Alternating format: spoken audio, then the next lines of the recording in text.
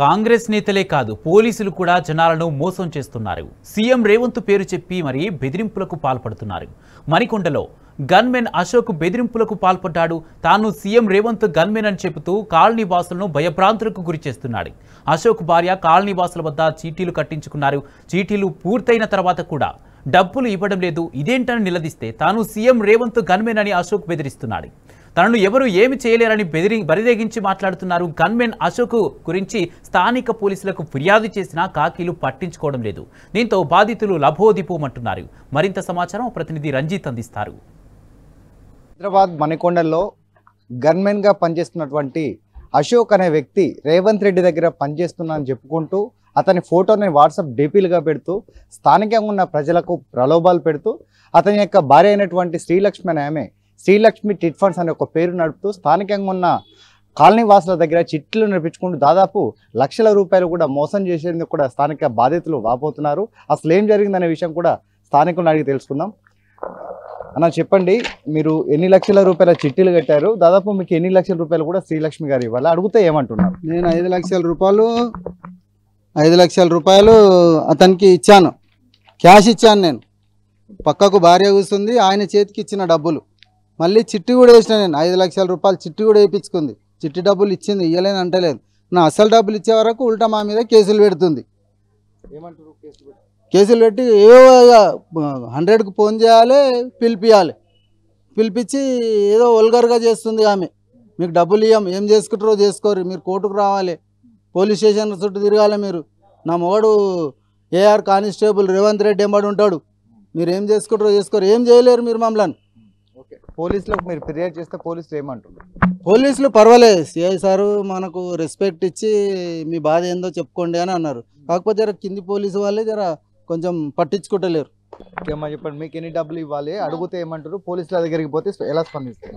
మేము ఆమెకి 1,00,000 ఇచ్చామండి. మిగతావి చిట్టి వేసి మాకు ఇంకొక 1,00,000 రావాలి, మొత్తం 2 లక్షలు ఇవ్వాలి. అయితే మేము చిట్టి అయిపోయిన తర్వాత వెళ్ళి అడిగితే ఇప్పుడు ఇయ్యను తర్వాత ఇస్తాను అంటే సరే అని మేము ఊరుకున్నాము. ఊరుకున్న తర్వాత మా డాడీ చనిపోయారని మేము ఊరికే కాల్ చేసి మేము డబ్బులు అడిగినాము. డబ్బులు అడిగితే మా డబ్బులు కాకుండా మాకు వేరే వాళ్ళ దగ్గర ఇంట్రెస్ట్ తీసుకొని మాకు ఇచ్చింది. మేమేం చేసినా ఆమె ఇచ్చిన 35,000కి ఇంట్రెస్ట్ వేసి కూడా ఇచ్చేసినాం. మేము మళ్ళీ ఆమెకు తిరిగి ఇచ్చినాం. మేమేమనుకున్నాం అంటే ఓకే ఒక 2 lakhs అలా ఒకటే అమౌంట్ కింద వస్తే మాకు వేరే దానికి యూజ్ అవుతుంది అని చెప్పి మేము ఈ పైసలు ఆమెకి ఇస్తే తర్వాత మేము ఫోన్ చేస్తే మా మీద నార్సింగ్లో కేసు పెట్టింది. మేము వెళ్ళిన తర్వాత పోలీస్ స్టేషన్కి వెళ్ళిరు కదా, పోలీసు వాళ్ళు ఇస్తారు పైసలు, వెళ్ళి పోలీసు వాళ్ళని అడుగు. ఏంది పరిస్థితి? మీరు ఎన్ని డబ్బులు కట్టారు? మీకు ఎన్ని డబ్బులు ఇవ్వాలి? మేము 1,00,000 రూపాయలు సిటీ వేసాము, 20 నెలలు కట్టాము. పూర్తి అయిపోయినాక డబ్బులు అడిగితే భర్త ఏమో గెటౌట్ అన్నాడు. అదేమంటే రేవంత్ రెడ్డి పేరు చెప్పి బెదిరిస్తున్నారు. ఆమెమో మా ఆయన్ని చేయి పట్టుకుని కాలు పట్టుకుని మా ఆయన మీద కేసు పెట్టింది. పోలీస్ స్టేషన్కి వెళ్ళాము, ఎక్కితే ఎంక్వైరీ చేశారు సార్ వాళ్ళు. మా ఆయన తప్పు ఏం లేదు కాబట్టి ఇంకా మమ్మల్ని బయటికి పంపించారు. అదే తప్పుంటే ఏదో ఒకటి చెప్పి అంటే వాళ్ళకి అధికారం ఉందని చెప్పి వాళ్ళ కేసులు పెడుతుంటారా సార్? మాకేమి లేదు, తెలియని వాళ్ళు కూలి చేసుకునే వాళ్ళు ఏం చేయలేరనే కదా వాళ్ళు అంతా డిమాండ్ చేస్తుంది. ఇలా చేస్తున్నారు సార్, మమ్మల్ని బెదిరిస్తుంది. మా డబ్బులు మాకు కావాలి. ఫైనల్ గా మీరు ఏం డిమాండ్ చేస్తున్నారు? పోలీసుల దగ్గరికి వెళ్తే ఏం చెప్తున్నారు? పోలీసు వాళ్ళు సిఐ సార్ అయితే ఈ లీగల్ గా బయట చూసుకోండి అంటున్నారు. మామూలుగా కింద ఉండే వాళ్ళు అయితే ఆమెకే సపోర్ట్ చేస్తున్నారు కానీ మాకైతే సపోర్ట్ చేయట్లా. సిఐ సార్ మాత్రం లీగల్ గా చూసుకోండి అమ్మ, ఇది మేమేం చేయలేము, మీరు ఇచ్చారు కాబట్టి కోర్టుకో దేనికో వేసుకోండి అంటున్నారు.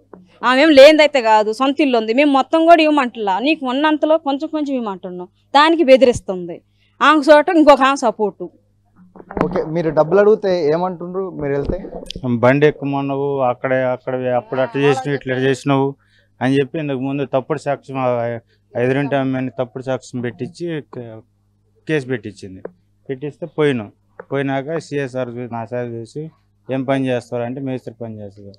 నువ్వే ఏంది ఆమెను అట్లా అన్నావు అంటే ఇట్లా అంటే లేదు సార్ డబ్బుల కోసం వచ్చాను, అడగనీకపోతే ఇట్లా కేసు పెట్టింది సార్ అంటే లీగల్గా బయట చూసుకోండి అని చెప్పి ఆమెను బెదిరించి పంపించాను సార్.